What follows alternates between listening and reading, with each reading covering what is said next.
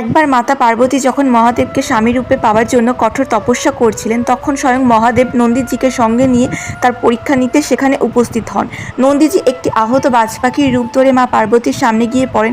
মা পার্বতী সেই আহত বাজ পাখিটিকে নিজের হাতে তুলে নিলেন। তখনই মহাদেব এক শিকারী বেশে সেখানে গিয়ে উপস্থিত হন। শিকারী রূপে মহাদেব বলেন, হে দেবী, এই পাখিটি আমাকে দিয়ে দিন, এটি আমার শিকার।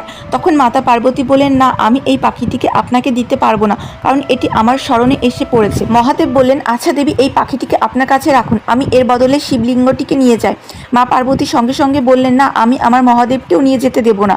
শিকারী বললেন, তবে নির্বাচন আপনার, অথবা আমাকে এই পাখিটি দিন, নতুবা মহাদেবকে দিন। তখন মাতা পার্বতী দৃঢ় কণ্ঠে বললেন, আপনাকে আমি পাখিটিকেও দেব না আর মহাদেবকেও দেব না। তখন শিকারী বলল, দেবী, আপনাকে কিছু না কিছু দিতেই হবে, আমাকে এমন কিছু দিন যা আপনার প্রাণের থেকেও মূল্যবান। মা পার্বতী বললেন, আমার মহাদেবকে ছাড়া আর যাই চাই তুমি চাইতে পারো। তখন শিকারী বলল, আমি চাই আপনার অর্জিত সমস্ত পূর্ণ। মা পার্বতী বিস্মিত হয়ে বললেন, আমার পূর্ণই কেন চাই?